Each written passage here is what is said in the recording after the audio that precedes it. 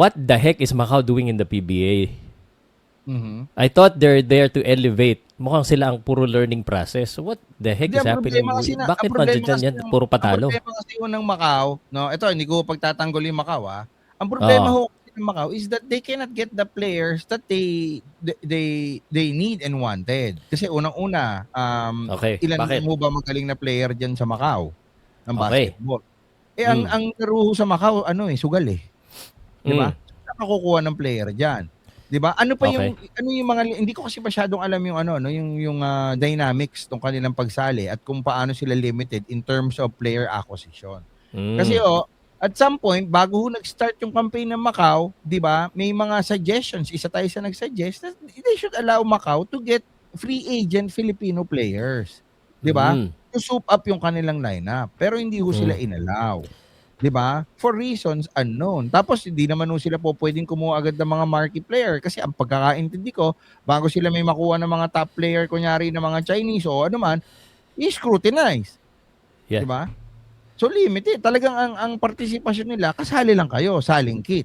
Ganun lang. Pero ikaw ba, kung ikaw tatanungin ko, pabor ba kahit yung mga viewers mapaw, tanungin ko kayo, dapat pa i-allow na yung mga guest teams na kumuha din ng mga free agent? Like kunyari, sina R.R. Garcia, di ba yung mga nabakante, Terence Romeo, di ba? And Vic Manuel, yung mga recently retired. Dapat i-allow nila na kumuha ng mga ganun yung mga guest team nila. Kasi kung ililimit natin doon sa player pool na po pwede nilang makuha from their country, dalawa yung challenges na haharapin yan. Mahal, di ba? Yung mga player o hindi available kasi they'd rather play sa B-League o dyan ho sa China, di ba? Talagang mahihirapan ng bumuo yung kuponan na yan kasi wala naman ho silang regular league na sinasalihan. Wow.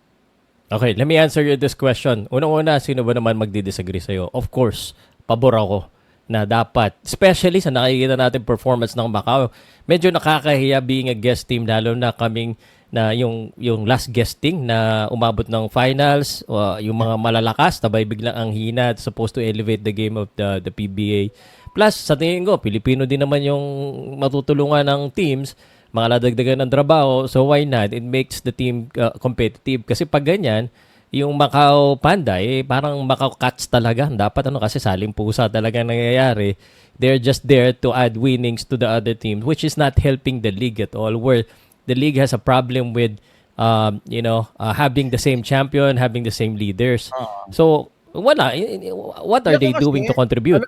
Alam mo ako, pre, hindi lang kasi ako broadcaster, di ba? May experience tayo sa pag-handle ng mga events, di ba? Minsan rin tayo naging commissioner.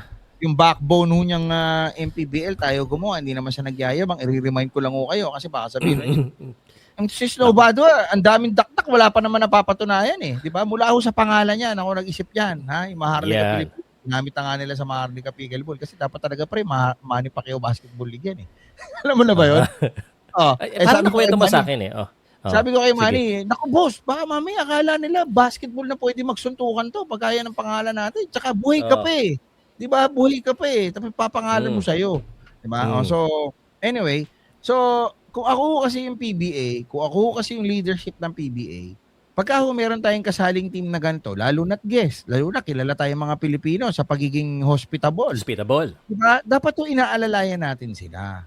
So kung nakita natin na yung kanilang first conference na nag-compete, nag-struggle po sila, we should talk to them. Diba? We should give them leeway. Diba? So ano bang ninyo? Kung nahihirapan pa kayong humanap ng player, which is siguro isang rason yan. Diba? Kung nahihirapan kayong mga kumuha ng player, gusto nyo, sige, pwede na natin i-open up yung o-open natin sa board.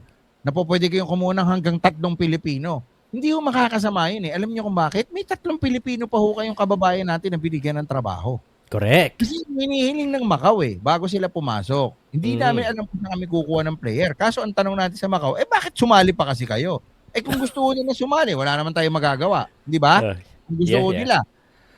So ngayon, yung liga, dapat alam mo, yung PBA, dapat yan, pre, inaalalayan nila yung mga nasa baba Huwag gunin yung alalahin yung mga nasa taas dahil kaya na nila yung sarili nila. Bagay. No, makes sense. Ang alalayan nyo yung nasa baba. I-balance yun ninyo. Hindi naman sa porkit tinulungan nyo yung Macau, tinulungan nyo yung Terra Firma, tinulungan nyo ninyo yung Titan na nasa baba, kampi na kayo sa kanila. Hindi. Gusto nyo lang balance yung liga. Mm.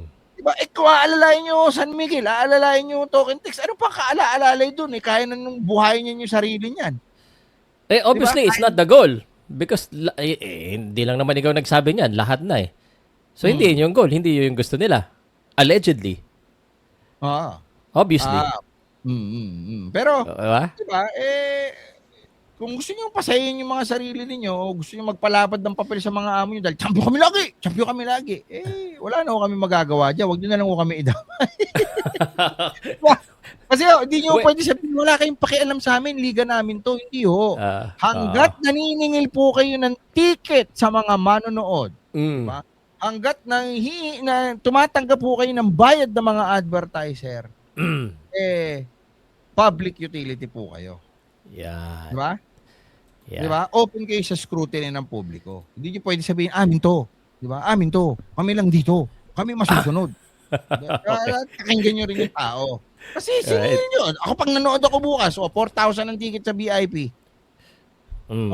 Yeah. Dapat sa pagservisyoan nyo ako kasi nagbayad ako 4,000. Diba? Tama naman. Oo. Kaya huwag nyo ariin. May magagawa naman tayo. Unfortunately, the things that we can do is ito, speak up, and we've been speaking at wag tayo dapat mag-give up to speak up because hindi naman sa ayaw ni Snow sa PBA or anyone. We just love him. Di ba? Nagsalita kami ni Pao, nagsalita kami ni Homer, nagsalita si Dodo, nagsalita yung iba pa, yung mga fans, yung iba mga pages. Huwag mo kayong mapikon. Di ba? Kasi ang pinagagalingan pagmamahal, di ba? Pagmamahal, malasakit. Ayan. Yes! May malasakit ang buti nga ako, pinapansin pa namin kayo. Although sasabihin nyo, wala naman kami pakialam ka, hindi mo kami pansinin. Gusto namin pansinin kayo eh. Kasi bata pa kami, wala pa kayo dyan, nanonood na kami ng PBA eh. Yun ay ibabalik ko sa kanila. Diba? Bagay. Yeah, bagay. Kaya kayo dyan sa PBA, mahal na namin yan eh. Tapos kayo na pumasok kayo dyan, gusto nyo, alisin nyo na kami, alisin nyo yung pagmamahal namin. Walang pinag-ipakipaw yan eh. Yung mga minahal niya nung araw, mahal pa rin niya hanggang ngayon. Ay, ang mahal ko na lang ngayon, asawa ko. Okay. Kakaliwa na tayo. Diba? Sa basketball, yan, naiintindihan. Speaking of pagmamahal,